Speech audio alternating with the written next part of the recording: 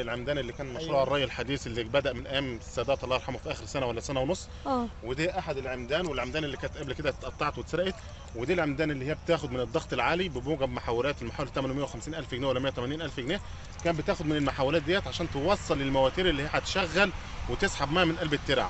اللي حصل المشروع ده من ايام السادات، من بعد ما وفاه السادات من اكتر من 30 سنه بينصرف عليه لحد اللحظه دهيت، وبنصرف عليه تجديدات وبنصرف عليه سلوك وقف الموضوع ده، وبنصرف عليه تسجيل. لا ما وقفش، وبنصرف عليه فلوس عوازل وكهرباء وسلوك. وبالرغم من ده كله المشروع دلوقتي ما اشتغلش. الفلوس دي بتروح فين؟ ده الحاج ده موجود معانا، هو ارضه موجوده اهيت، وشايف مرحله تقطيع السلوك، مرحله سرقه العمدان، مرحله اخدان المواتير. وبيقول المواتير الحكومه اللي خدتها. لما الحكومه اللي كان بيجي ناس ياخدوا المواتير قدامنا، كان بياخدوا المواتير من اللي الحكومه كانت حاطاها الاول. الحكومه مركباها ايه على الغرف اللي هي هتجيب من الترع. مين الناس دول يا حاج؟ الناس دول يعتبروا مهندسين. بيقولوا لكم ايه يعني؟ بيقولوا احنا هناخد المحولات ديت عشان المواتير. المواتير دي عشان بتنسرق. تمام كده. طب والسلوك اللي كانت موجوده؟ الصبح ما كناش نلاقي سلوك. كنت تيجي الصبح تلاقي سلوك؟ ما نلاقيش سلوك. الحكومه اللي كانت بتاخدها ولا بتتسرق؟ لا بتتسرق. بتتسرق. طيب ما كانش الحكومه بتيجي؟ هم مهندسين اللي جم شالوا المواتير بس. شالوا المواتير. ما بتبلغوش؟ وفي مكان تاني شغال منه برضه نفس الخط ده. نفس الخط. فين بقى؟ في كفر عسكر والحتت دي. وقف تاني؟ شغال. وقف. لا شغال. تبع الحكومه برضه؟ تبع الحكومه شغال. تمام. وفي بلد اسمها طهواي اشتغل هناك. شغال طب وما اشتغلش في تالا ليه؟ تبع اسمها الخطاطبه. وما اشتغلش في تالا ليه؟ ما اشتغلش لان حصل فيه سرقه. حصل فيه سرقه؟ الحكومه سرقت الحاجه دي. مش الحكومه بقى، هو كان بيجي ناس مهندسين بيحلوا المواتير دي. تمام كده. فبنيجي الصبح ما نلاقيش سلوك. ما كنتوش بتبلغوا؟ مين اللي هيبلغ بقى اذا كان مهندس جاي يحل الموتور؟ طيب الحاجه اللي هنبلغ ليه؟ اما انت بتيجي تلاقي السلوك مش موجوده، الحكومه هتاخد سلوك؟ هم نفسهم المهندسين عارفين من السلوك بتنشال ازاي. انما الفلاح ما يعرفش. الفلاح بيجي الشغل الصبح. طب وانت بتسقي ارضك ازاي يا حاج؟ انا بتسقي بالمكنه الري بتاعتها.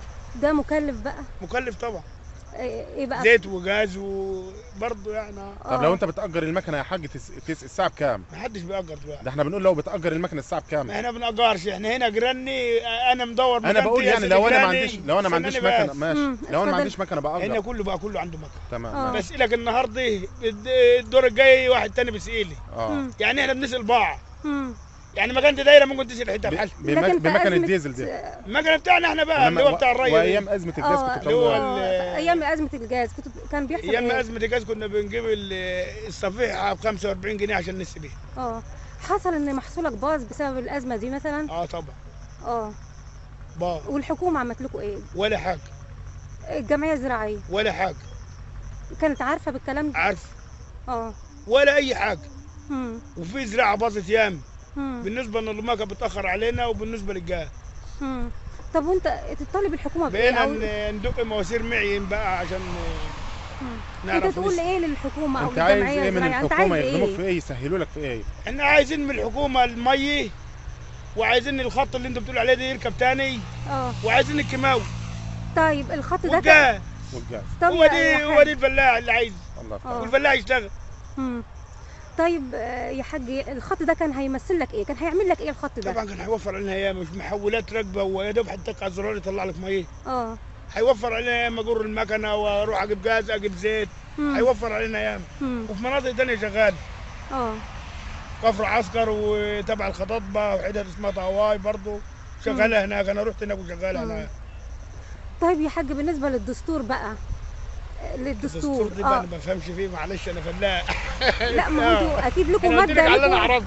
طيب. الدستور ده طبعا الفلاحين ما يفهموش فيه. طيب ماشي. انا تحت امرك في اي حاجه في الفلاحه قول لي.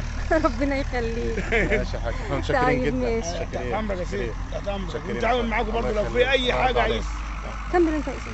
في بس يا استاذ في ايوه بقى هناك عند العزه قدام هناك بقى عايز تشوف اللي اوديك؟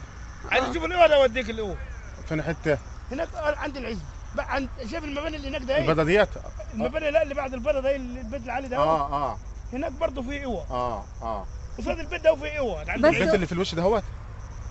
في مزارع دي. في بيت هناك اهو. اوض مش شغاله طبعا وفيها نفس في الاوض وفي كل حاجه فيها بس مش شغاله. طب ليه بقى؟ بسبب السلوك برضه اتقطعت. او ما حدش شغل المشروع ده. السلوك دي لما اتقطعت مره واحده ولا اكتر من مره؟ لا، اكتر من مره. اكتر من مره. مش هي مره واحده اتقطعت بس على مراحل. بس يعني لما بتتقطع الحكومه بتيجي تركب لا وبعدين لا لا لا هي خلاص اتقطعت، جم شالوا المهندسين، جم شالوا النواتير، خلاص انتهت على كده. لكن في حته ثانيه تركبت في حته ثانيه راكبه وشغاله، بتقطع زرار يطلع له ميه بصراحه. تمام. ماشي يا حاج، كتر خير. شكرا. الله يخليك. انت منين بقى حضرتك؟ انا من تاني، من جماعه الاهرامات. انت تبعنا بقى؟ امال ايه؟ عشان من على البحر. ماشي، كمل بقى معاك. احنا دلوقتي على ارض الواقع، شايفين واحد من الجماعه المزارعين شاهد على الواقعه. المشروع تم انشاؤه بهدف التيسير على الفلاحين، ولكن حتى هذه اللحظه المشروع ما اشتغلش بسبب ان السلوك اتقطعت واتسرقت، وبسبب ان المهندسين نفسهم جم خدوا المحولات اللي هم تابعين لوزاره، سواء كان وزاره الزراعه ولا كان وزاره الكهرباء. فين الحاجات ديت؟ والحاجه دي ما اشتغلتش، ولما ما اشتغلتش فين الميزانيه اللي اتصرفت عليها؟ الفلوس دي راحت فين؟ ومصادرها كانت جايه منين؟ واتاخدت من الفلاحين ولا من مين؟ ولما الحاجه دي اتاخدت فين التقارير اللي انكتبت عنه؟ فين الجهات الرقابيه اللي بتتابع على ارض الواقع؟ احنا شايفين العمود بن ده لوحده بيتكلف اكتر من 5000 جنيه لو انا بشتريه من الكهرباء. العمدان اللي اتقطعت مين اللي خدها؟ العمدان اللي اتشالت مين اللي خدها؟ السلوك اللي اتشالت مين اللي خدها؟ العوازل اللي كانت راكبه مين اللي خدها؟ المواتير مين اللي ورقه خدنها؟ فين سلسله الموظفين اللي ورا الموضوع ده؟ فين سلسله الفساد اللي ورا الموضوع ده؟ مين ورا اتلاف المشروع، افشال المشروع ده؟ مين ورا افكار الفلاح المصري؟ من اللي عايز الفلاح المصري دايما يبقى فقير؟ من اللي عايز الاقتصاد المصري ينضرب؟ من اللي عايز يدمر الاقتصاد المصري؟ الناس دي كلها لازم تيجي، التحقيقات دي لازم تجيب الناس دي كلها، وكل جنيه انصرف على المشروع ده وما حققش نتيجه يتفتح تحقيق مين اللي وراه ومين اللي خده ومين اللي كان بيصرفه وخدوا الفلوس دي ودوها فين. ده اللي نقدر نقوله دلوقتي لحد ما نكمل بقيه التصوير. الله ينور عليك. طيب وبالنسبه انت حضرتك كنت بتقول على العواميد اللي هي المفروض بتندهن عشان ما يحصلهاش زي ما انت شايف تآكل. حضرتك العمود البرومه تعتبر ركلاه، يعني العمود ده هو يستحيل ان يشتغل تاني. يعني انا النهارده لو جيت ان انا مثلا اشغل مشروع من جديد، العمود ده ما ينفعش. ليه؟ لان البرومه كانت، العمود دائما وابدا الكهرباء عمره الافتراضي لا يقل عن 10 سنوات، لان العمود لما بيتصنع من الحديد وزاره الكهرباء بتصرف عليه حوالي مثلا 300 400 جنيه تاني دهانات، زيت صافي، الزيت اللي هو بنتهم بيه في البيوت. الزيت ده بيعزل العمود او بيعزل المعدن عن العوامل الجويه، البرومه ما تاكلوش. اللي بيحصل ان هو كان بينطلي لون خفيف لان الزيت كان بيتسرق، وكان جالون واحد من الزيت بيكفي 500 600 عمود، لان كان بينخلط جاز، وبعد ما انخلط جاز يدهنوا العمدان. العمود بعد 10 15 يوم العوامل الجويه كانت بتشيل الدهانات اللي عليه، بيصبح العمود عباره عن حديد معرض لكل الظروف الجويه. العمود البرمه كانت بتاكله زي ما انت شايف كده، العمود البرمه تاكله، يعني يستحيل يشتغل تاني. مين ورا الفساد ده؟ فين الرقابه اللي كانت بتتم على العمدان وفين على الدهانات والحاجات ديت؟ وازاي اذا كان ورا المشروع ده وزاره الزراعه ازاي يستلموا عمدان بعد 10 15 يوم الدهانات بتنشال من عليها، الدهانات غير مطابقه للمواصفات؟ فين المهندسين اللي بيقولوا دي مطابق المواصفات ولا مش مطابق المواصفات؟ الكلام ده كله لابد من تفتيح الملفات، لابد ان تعرف مين وراه ومين اساسه ومين اللي ورا الموضوع ده كله، والفلوس دي انصرفت فين. تعال ده اللي نقدر نتكلم دلوقتي لحد ما تفتح الملفات. طيب انت بتقول عشان المشروع ده يبتدي من جديد ممكن يكلف قد ايه؟ لو انا رحت اشتري العمود ده هو من وزاره الكهرباء عشان اوصل الكهرباء لمكان بعيد عن مصدر الكهرباء، بيبيعوا لي العمود ب 5000 جنيه، يعني تكلفه العمود ب 5000 جنيه. النهارده كل 20 متر زي ما انت شايف حضرتك، كل 20 متر فيه عمود، يبقى الكيلو فيه 50 عمود، يعني الكيلو بتكلف 250,000 جنيه عمدان بس. شوفوا بقى السلوك بتكلف قد ايه من انقى انواع الالومنيوم.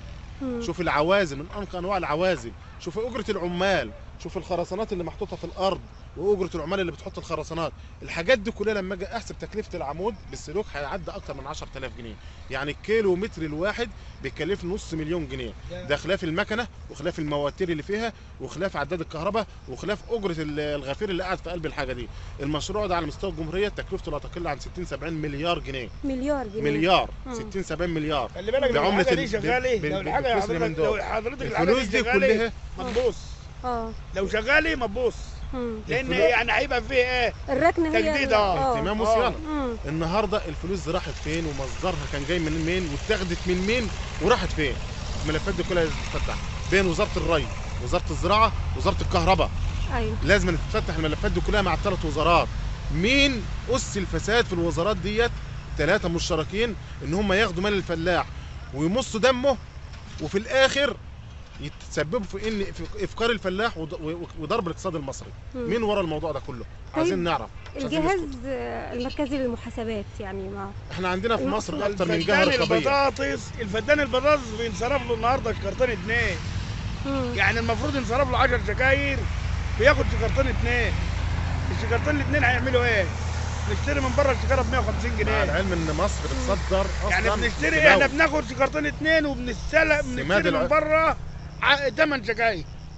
لان الفدان بياخد 10 شكاير. السماد الكيماوي ده اساسا بيتصدر من مصر بره.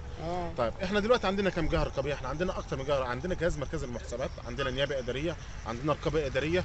فين الجهات ديت؟ واستنزاف المال من 30 سنه لحد دلوقتي شغال، لحد اللحظه دهيت بيتم الصرف على المشروع ده اهو، لحد اللحظه اللي احنا بنتكلم فيها دهيت النهارده بينصرف على المشروع ده هو.